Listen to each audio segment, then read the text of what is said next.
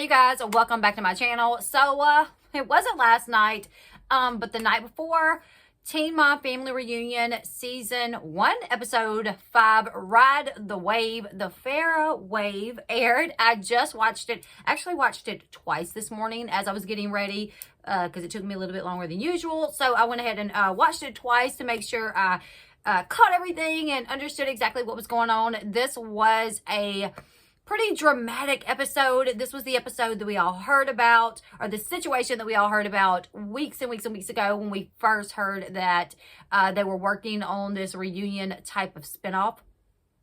We heard that Farrah, she showed up and that she was involved in some sort of altercation. Later on, it did come out that it was Cheyenne. Now, one thing that I noticed is when that information came out and everybody was reporting on it, we heard, you know, that one of the ladies flipped a table over and that someone threw something and it ended up hitting one of the other girls. We didn't see that last night, so I don't know who got injured, or I don't know if maybe the source that speaks to some of these media outlets, if they just got it wrong. But I did notice that last night because I actually made a video on that. I think I actually talked about that like a couple of times, about Farrah showing up at the spinoff and her getting into an altercation with somebody and the flipping of the table and someone getting injured because someone threw something that was meant for Farrah but hit someone else. Anyways, so it was a pretty crazy episode. It picked up with Farrah coming from around the corner. Everyone is like about to do a toast to Brianna, and Gary notices her first and he's like, whoa, hey, and everyone just looks and it's Farrah, and her entrance itself was kind of weird because she wasn't like, hey, everybody. She said something like, hey, she was like, hey, how are you? And I'm like, who exactly is she talking to? Is she talking to one person? Or I don't know, like, I'm from the boot, I'm from the South. So like, if we walk up with somebody, we're like, how are y'all? Or what are y'all doing? I guess maybe Northern people, when they say, hey, how are you? Maybe it could be to a group of people. Hey, how are you? Group of people. I don't know. To me, I'm like, it confused me because I'm like, is she speaking specifically to one person, or is she saying how are you to everyone? Anyways, everyone looks shocked. Now, last week I said that Cory was just like, and the way I interpreted him looking at her is like, maybe he was excited that she was there, that maybe he had seen her backdoor Teen Mom movie, just because his jaw just hit the floor. But no, you guys, really, that whole facial expression and Cory's reaction was because he does not like Farrah, and he has also had problems with Farrah. I did not know that. I did not know until, you know, this episode that Farrah has had drama with cast members that have absolutely nothing to do with her, that came on the show after her. So she walks up, hey, how are you? And she walks right over and she gets in between Gary and Amber. And Gary, he's like, I like Farrah. The only problem is she's pretty rude to everyone. So I don't know if maybe her and Gary have had some sort of friendship, maybe to where she felt kind of safe going over there. But still, she went beside Amber too. She went right in between Gary and Amber. And I'm like, because I remember the episode where Amber tried to knock her block off, and where Amber's then fiance, Matt Byer, punched Farrah's dad, Michael. So I was pretty shocked to see her stand that close to Amber. But when she walked up, she's like, what's going on? So what are you guys doing? You guys were having a party of some sort? And everyone's like, yeah, kinda. And someone offered her a shot. They was like, do you want to take a shot? She was like, no, I don't drink alcohol. And I'm like, since when? That didn't last long, because it was just the other day that you were drinking or under the influence of something and you got arrested. So maybe she stopped drinking for a little bit, but she was like, no, I don't drink alcohol. I'll have a mocktail while you guys have a cocktail or whatever else you guys are doing. Literally, the way that she spoke to them was kind of condescending, even from jump. I wrote it down what she said. So, because I wanted to make sure I got it right. She told them she will do a mocktail and they could do a cocktail or all sorts of stuff. She was like, let me just say it like she says it. She's like, no, I'll have a mocktail and you guys can have your cocktails or whatever and all sorts of stuff like that. How about that? And I'm like, That was rude. But anyways, everyone's like trying to, well, most people's trying to talk to her. Gary's talking to her. Devon's talking to her. And Amber even turns around and is like, so where are you living? And she's like, Cali. I once had this friend who was from California, and she was like, Elle, people that live in California don't really call it Cali. They call it California. She was like, mainly people that don't live in California call it Cali. That was kind of something that kind of irked her too, is when she would hear people call it Cali, because she was like, nobody calls it Cali. Nobody that's from there, at least. So anyway, she's like, I'm from Cali. And Amber says, where at in California do you live? And she said, I live in Hollywood. What's good? Hollywood, what's good? Anyways, I was like, what was that? Whatever. So anyways, it was just really weird. Macy, in a confessional, she said that even with all the differences that she has with Farrah is still kind of like part of the family, because she was one of the original 4. I can see what she means, but still, it's like, no, girl. She was mean to everyone. Not only was she mean to y'all, she was mean to production. She got fired. I don't think they should have brought her back, but whatever. On a personal level, because I don't agree with the way that she acts, I don't agree with them bringing her back. Now, on an entertainment level, as far as me wanting to be entertained, I agree. Good decision, I guess. Now, Ashley, Shy, and Cory, they do not like Farrah, all because the same thing. So basically, when Ashley and Bar, when they got put on Teen Mom, Farrah made comments about them. Well, actually, back it up a little bit. Ashley said that she met Farrah at a party and they got along great. They were dancing. Farrah was smacking her on the butt. They took pictures together. And literally the next morning, Farrah was like, yeah, Ashley and Bar, or Ashley just wants to be like me. Ashley and Bar had a baby to get on Teen Mom. Ashley's trying to be like me. And then Cory and Cheyenne, they don't like her because when they got put on Teen Mom, she was talking all that smack about Cory and Cheyenne being Teen Mom groupies. And the only reason they had a Ryder was to get a spot on Teen Mom, which makes no sense because Cory and Cheyenne was on a completely different show. They were not intentionally getting pregnant. This was not a planned pregnancy, which is why Cory didn't even know for several months that Ryder was his, because it was not planned. They weren't dating. So that is the most idiotic thing to say, that they purposely got pregnant with Ryder to try to get a spot on Teen Mom. So they all have issues with Farrah. So they kind of remove themselves from where Farrah was. They go sit down on the couch and they're kind of talking about it. Cheyenne's like, Cory, what exactly did she say about us? I mean, I know she said something, but what exactly did she say? So Cory tells Cheyenne what she said. Leah's sitting with them. Then all of a sudden, Cory's like, you know what? I'm going to go talk to her. I'm going to go ask her about what she said. In a confessional, Cory said, you don't get to play this internet thug, this Billy Bad Butt on the internet, running your mouth about people, and then think you can come into our party and us not check you. He's like, I'm about to go check her. And I'm like, go ahead, Cory, go check her. So he walks right up to her, and I didn't think it was rude. However, I do think he could have handled it a little bit differently. He could have been like, hey girl, come here, Farrah, let me pull you to the side a little bit. I want to talk to you about something. And then he could have been like, listen, it was said, media outlets reported that you said XYZ about me and Shy. I just want to give you the opportunity to kind of say what you got to say on that. Did you say that? Is this just something that's made up? And if you did say that, why do you feel that way? You don't even know us. He could have handled it that way. That would have been the more mature way to handle it. However, alcohol is involved, and I kind of believe that he may had a little bit of alcohol in him, and instead he walked up to her and he was like, so you feel like me and Cheyenne had a baby just to get on the show? And she looks up at him and she was like, I guess I do feel that way. And he was like, so really, it's like that? And she was like, yeah, it's like that. Then she said, I guess I feel really ghetto. What? I'm like, when she said that, I'm like, no wonder why Shy was flipping the tables and ready to party because of that. I mean, I could understand that. So Cheyenne's like, hold up, what did you say? You just called him ghetto? And then Ashley's like, yo, ghetto face? She called her face something else. I don't remember the word that she used, but she was like, you with your ghetto something ugly Botox-filled face. And Farrah's like, I love my face. I love my face. And Cheyenne's still like, hold up, what? What did you say? And then Cheyenne's like, you called him ghetto because he's black, right? Is that why you called him ghetto?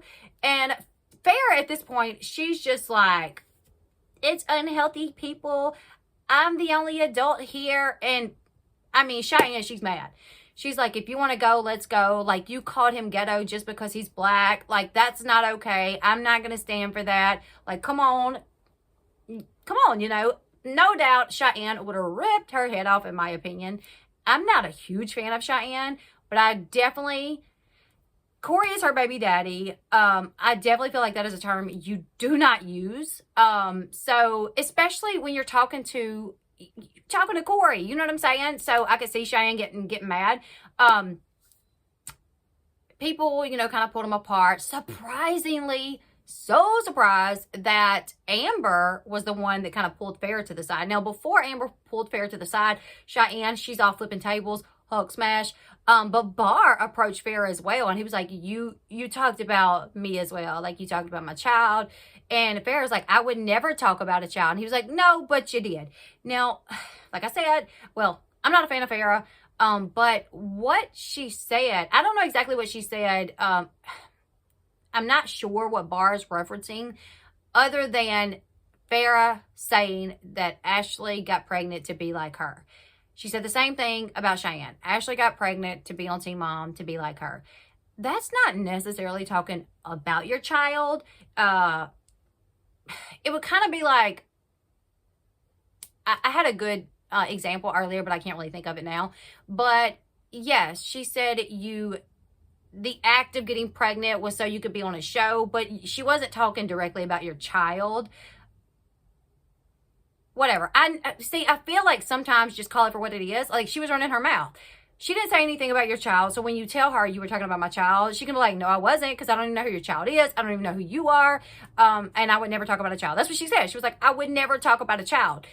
I don't feel like she spoke about their children, but still what she did was not okay. And they had every right to call her out for it. Now, Amber, so shocked. Amber's like, Farrah, as long as you yell at them, they're going to yell at you, and you're no better than them, so just calm down.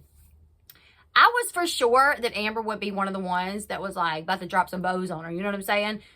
Nope. Whatever medication Amber's on right now, I think it's doing a good job, because I have really seen her do better. The reunion, the Teen Mom reunion with Gary, where she went off for a second, but then brought herself back down. That's a little bit of a change in Amber.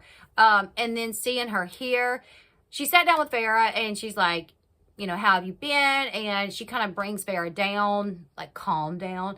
She asks Farrah how her daughter is, and she tells Farrah, she's like, I'm on probation right now. I'm not drinking or anything. And I'm glad to know that, because there were times I saw Amber with a cup, and I'm like, I hope she's not drinking. We know she's on medication. That would not be a good combination for her to be drinking on medication with the mental health issues that she has going on, you know? So it's good to hear her say, I'm on probation. I'm not drinking. I'm keeping myself out of trouble, you know? And she was like, you know, how's Sophia? How's life going? And they kind of conversated. But what ticked me off is Amber was the one person that kind of befriended Farrah, and in a confessional, Farrah was like, Farrah said something about Amber was the only one that act mature. She was like, but she said she was on probation, so fill in the blanks. Almost shading her for being on probation. Like, girl, you have to do all that. Just thank Amber for being the one that was the person that talked to you without having to throw shade at her. That is the issue. Amber can't speak about someone without shading them in some capacity. She can say something great, but then she's going to turn around and she's going to say something rude, right? And that's what she did there with Amber. Like, girl, Amber was the only one. You could have just said thank you, but instead you had to throw in the probation and then fill in the blanks about that. So something else is when Amber's trying to talk to her, I don't know, Farrah was just like so full of Farrah. Like, Amber was like, there's a million things me and you could say to each other, but I'm just going to say it's water under the bridge and we're just going to move forward. And as Amber's saying that, Farrah's like, no, not really. I don't have anything to say. And I'm like, girl, but you should. As Amber being the only person that's befriending you right now, you could be like, you know, we had a lot of history. We used to not get along. And I appreciate you for doing this tonight. And I'm sorry for what happened in the past. But Farrah's like, no, really, I don't have anything that I really would like to say. And Farrah says, because I'm secure in myself and you should be secure in yourself. Like, you should be secure in yourself. You should feel empowered. Like, you shouldn't need me to take accountability for the things that I said about you. That's really what I got from her. Amber's literally saying, with all of our history and all of our problems, there's so much we could say to each other right now, but I'm just going to toss it out. It's water under the bridge. And rather than Farrah being like, you're right, she's like, nah, I don't have anything to say. Girl, how does anybody talk to you? I don't know. Now, as they continue to sit there and talk, Amber tried to give her a little bit of advice. She said, Farrah, please just don't be sarcastic. So you're going to get to meet with Coach B. Tomorrow, I'm sure you'll get to see the other girls. And whatever you do, just try not to be sarcastic. And Farrah's like, I'm not sarcastic. I'm just real. I'm just honest. Well, try not to be so real and honest. You don't have to be. You don't have to be. You can be real and be honest without saying things to people. Just sit there, take it in, and don't feel like you have to be so real and honest, which in my book is sarcastic and a butthole. And Amber was trying to help her out, but Farrah, you just can't help Farrah, and that's what Amber said. Farrah was like, I should be in bed. I'm usually in bed by now, so I'm going to get up and I'm going to go to bed. Something that I so forgot. Back it up a little bit. Before Amber pulled Farrah to the side, Farrah was literally telling them that they were chasing her clout and that they were riding the Farrah wave, and that she was like, all I see is a bunch of, what did she call them? Younger talent. She said, all I see is a bunch of younger talent being nasty to the person that paved the way for them. And I'm like, girl, talent, it's a reality TV show. It's not, I mean, whatever. And, you know, yes, maybe you were one of the original 4. And I'm not going to say anyone could have done this because they tried other Teen Mom shows that just kind of failed, you know. This was one of the ones that did the best, which is why they continued it.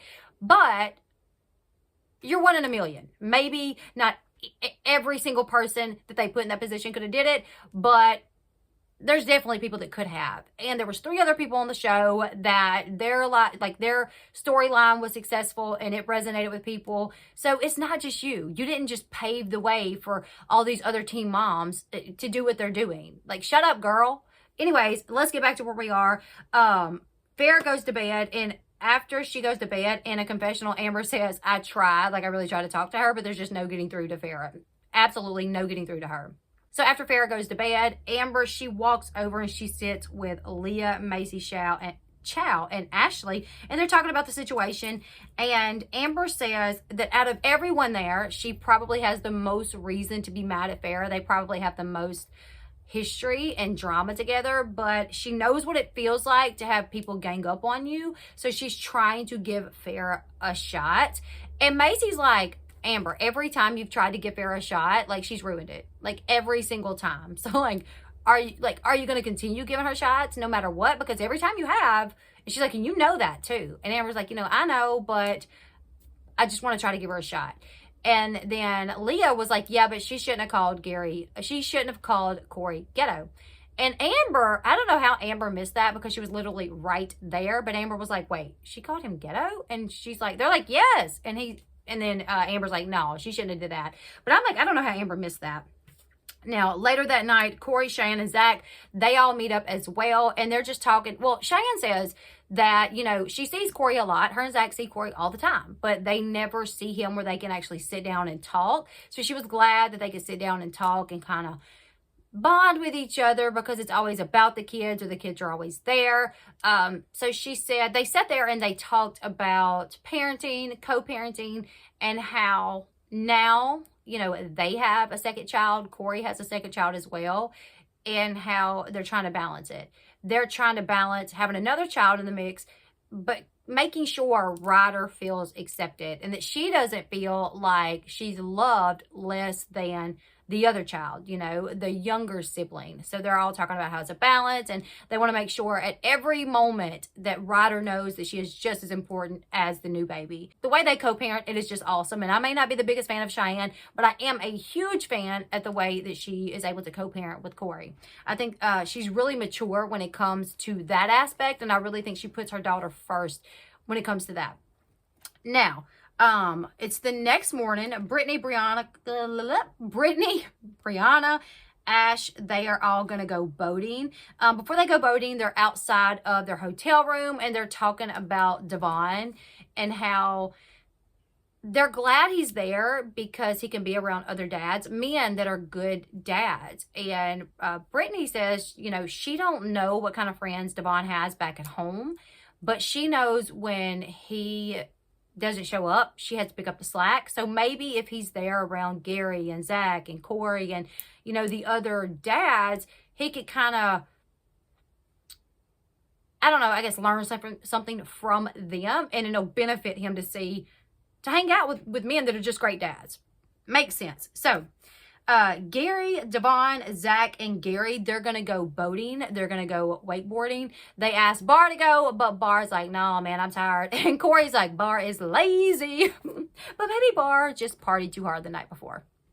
So, Cheyenne, Amber, and Macy, they are sitting on a couch together, and Coach B walks in, sits down with them, and she says that she really wants to talk to the OG girls because they've been in it the longest. She just wants to talk to them about, well, first off, what happened the night before and how they've handled being in the spotlight all these years. So, she talks about that, and then she brings up the situation with Farrah. And she's like, so, Cheyenne, I heard something happened last night. Can you tell me what happened? And Cheyenne says, like, Farrah showed up. Cory asked her, you know, something that she said about us, and then she called Cory ghetto. And even Coach B was like, do what? Say what? And, you know, and Cheyenne's like, and I kind of lost it. I blacked out, flipped some tables, and Coach B was like, do you regret it? You know, and Cheyenne's like, not really. And Amber and Macy both, they were like, she had every right to feel the way that she felt. She had every right to be angry. Cheyenne said the same thing. She says, I felt better, actually, because I felt like I had every right to be upset. And then Cheyenne said, you know, I just want to say this. I'm a nice person, but I don't like mean people. And Farrah is a mean person. And then Amber said that the way that Farrah is, she's going to say something mean no matter what. She's going to call you trash. She's going to call you a clout chaser. That's just Farrah. When she comes into a group of people, if she don't like you, she's going to call you something. And that's just Farrah. And Amber says that. She's like, that's just who Farrah is. And then Amber said if she wouldn't have been on probation, it probably would have went down a lot different between her and Farrah. Obviously, Amber, in my opinion, she's probably saying, you know, if I wasn't on probation, I may have been drinking just a tad, and I might not would have felt so forgiving when Farrah got here, and I maybe would have beat her up. So Coach B, she tells the girls, you know, that she would like to have the opportunity to talk to Farrah and later on have the opportunity to talk to them all together. She asked them, how do they feel? Do they think Farrah needs to leave, or would they like for Farrah to stay? And Amber says, well, I think Cheyenne and Amber both, they're kind of like, maybe it was Cheyenne that said it. Either way, one of the girls said, if Farrah wants to stay, then she should be able to stay. They don't want, it's not their place to take that invite away from her. If she got things she needs to work on, which clearly she does, then she should be allowed to stay. Which I thought, I like that, and I think that's commendable, because most people will be like, no, kick her butt out. We don't like her, she's trouble, kick her out. But they're like, no, we want to give her this opportunity as well. So Coach B tells them she's going to meet with Farrah later that evening, and she has high hopes that she'll be able to get to, you know, she has high hopes that she'll be able to get to a good place with Farrah. Now, the girls, they go out on a boat, and once again, they're talking about Devon. Brianna's basically just saying that she wants Devon to become friends with the other guys, and she tells them that she had this therapy session with Devon, and she's never seen Devon cry, but in this therapy session, he cried. And she said it made her feel bad. And she said one thing that she realized in this therapy session is that Devon doesn't feel like they need him. Devon doesn't feel like no one needs him, or that Brianna needs him, because Brianna does it all by herself or with the help of her mom and her sister. She never needs Devon to do anything. She can do it herself mainly. Like, she will ask him, does he want to do certain things? But it's not a, hey, I need you to do this. And she says she feels that Devon needs to feel needed by her.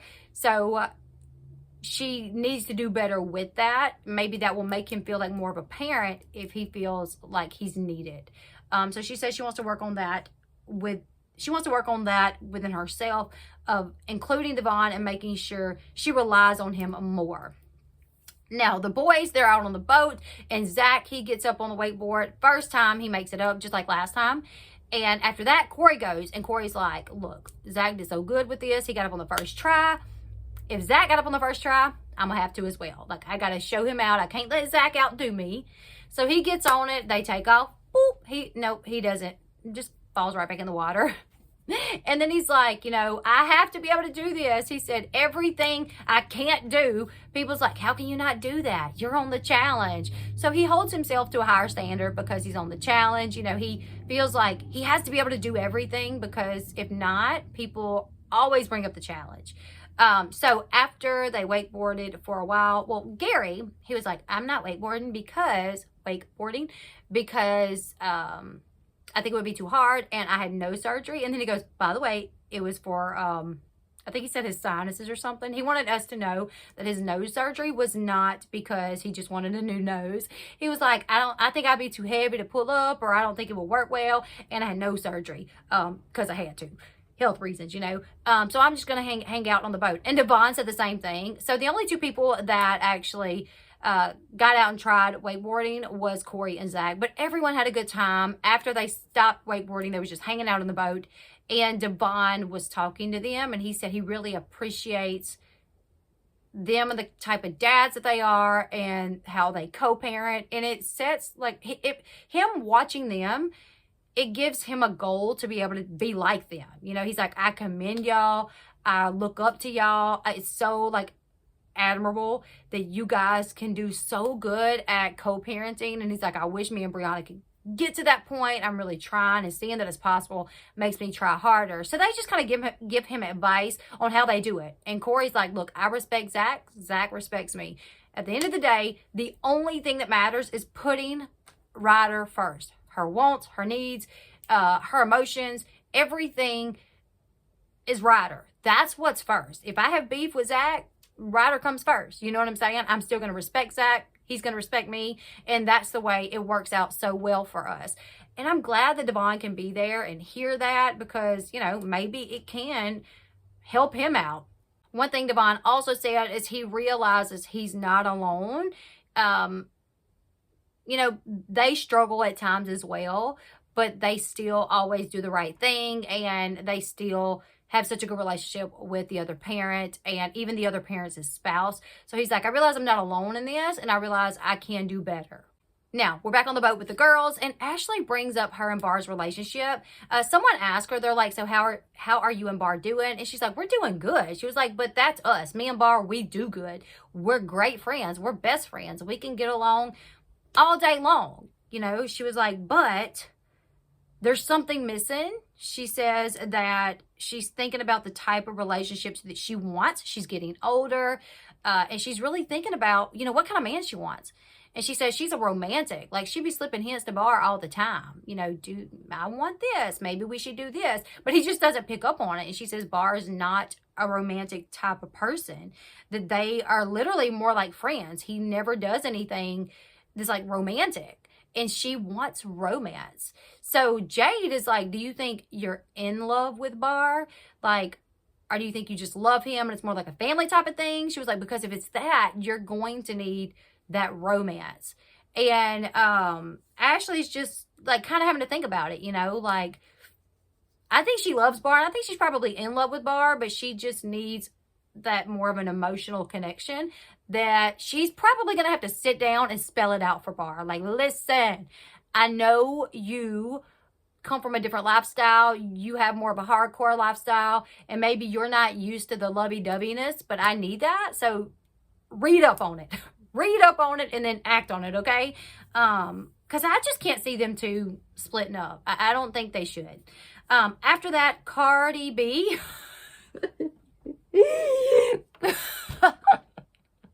Coach B meets with Farrah. I don't know why I have my notes down here. Obviously, I have it written out, Coach B, and when I glanced down, it just looked like Cardi B. Anyways, Cardi B meets with Farrah, and she would probably mop the floor with Farrah as well. No, Coach B meets with Farrah, and she asked Farrah, like, what happened? Farrah says that she was cornered. She was like, everything was well at first. You know, I spoke to everyone. Everyone seemed okay with me. Then all of a sudden, Cory got up in my face, cornered me, made me feel isolated. I said something that all of a sudden after I said, everyone labeled me racist. And she said that she said it because she was feeling cornered and triggered, and that she didn't think about it, that it just came out, which makes me believe even more so that it's just like something that you're used to saying. If it just comes out of your mouth that easily, then it's just something that you're used to saying, right? When you guys think, like, because if you are purposely trying to say something hurtful to someone, you may would have to think about it. But if it's something outside of your norm, you may would have to really think about it and be like, But no, she just come right on out, you know. So I think that I was like, wow, that was stupid for you to admit that, because that means it sits in there just waiting to come out. Coach B, I mean, I don't know. First off, Farrah said that she believed it come from like people believing lies. But girl, he asked you. He was like, so you think we just had a baby to get on the show? And she's like, I guess so. Why couldn't she say right then, you probably read something that was a lie? I don't think I said that. Why didn't she say that? She's really quick to say, oh, they're believing the lies, but you even said, you probably said it. You're like, I guess so, you know? But she tells Coach B that people are believing lies. Coach B asked her, what did she mean when she called Cory ghetto, and if she understood why they were offended by that. And she said that, you know, she said it because she felt isolated. She said that she probably should have said something else. She said, you know, I probably should have used a different word. Maybe I should have called him a creep. Get away from me, you creep, Cory, the creep, get away from me. She said, but I didn't think about it. It just came out. That's how my body reacted. And Coach B told her it's a derogatory word to use to a black person. You don't call a black person ghetto because it's derogatory, and it could definitely upset them. It could definitely offend them. And she told Farrah, she said, you know, you said that. It was a derogatory word that you used. And, you know, I know they said things that was hurtful to you as well. But I feel like Coach B should have held her feet to the fire a little bit, like a little bit more. Like, hold her accountable a little bit more. Like, let her know, like, yes, like, you could get canceled over stuff like this. This is not okay. Like, yes, you said something that was wrong. I think she should apologize. Like, I don't know. I feel like Coach B kind of let her off a little easy. Like, she explained it a little bit, you know, why it's derogatory, you know, it's going to make them feel some type of way. It could trigger them. You were triggered because of things that was said to you. I don't know. I just feel like there was more that she should have said to Farrah. Like, pointed it out even more and let Farrah know, like, yes, you use words like that. Yes, people will think that you are a racist, which I personally, Farrah has said things in the past that I think several things when it comes to Farrah. Like, she's said things like that in the past. So I'll just leave it there. Anyways, Farrah starts crying, and she says that she's overwhelmed and that she's disappointed in herself. She said this it's tough being a single mom. She said that her life sucks. She doesn't feel happy with her life right now. And she said, you know, I do everything and I'm just tired. I'm overwhelmed. And Coach B is like, it's okay to take your cape off and cry for a little bit. It's okay to have a moment. You don't have to be ashamed of that. And she asked Farrah if she would be willing to meet with the other girls. She was like, are you willing to give it a shot to meet with the other girls? I'm not saying you guys got to be best friends, but just meet, see if we can come to some sort of resolution to where you guys can be civil if you're down for that. And Farrah says that she's always willing to talk and have a discussion and that she's looking forward to it. And then Coach B leaves. And the very next scene, Macy is on the phone with Kate, and she tells Kate, you know, that Farrah is there. They get off the phone, and she's getting ready, and she's like, I'm going to go meet with Farrah. I just want Farrah to know that, you know, she is a part of this family, and as long as she wants to continue, you know, really be a part of this family, we want to give her that shot. Like, we are okay with, like, bringing her back into the fold if that's what she wants, you know, but we got to get on, like, some sort of common ground if that's what she wants. And so she is headed to her meeting with Farrah, and that's where the episode ends, you guys. Her and Macy about to meet up, and next week they meet up. And I'm interested to see where that's going to go. I will do a recap on next week's episode as well. You guys leave me your thoughts in the comment section below. What did you guys think about Farrah coming back into the reunion, the way she spoke to Cory? Are you guys shocked at the way Coach B handled it? Do you guys agree with me that she should have held her feet to the fire a little bit more? And were you guys just as shocked as I was to see that Amber was the one that pulled her to the side, sat her down, and kind of welcomed her to the party? I was so mind blown by that, you guys. Leave me your thoughts in the comment section below. Make sure you give this video a huge thumbs up. Don't forget, like this video. Do it right now. Also, subscribe to this channel if you haven't already. Trying to hit 60K now. I hit 50K last weekend. So I'm really shooting for 60K. So do me a favor. Hit the subscribe button. I think it's still on there. And until next time, I'll see you guys later. Goodbye, everyone.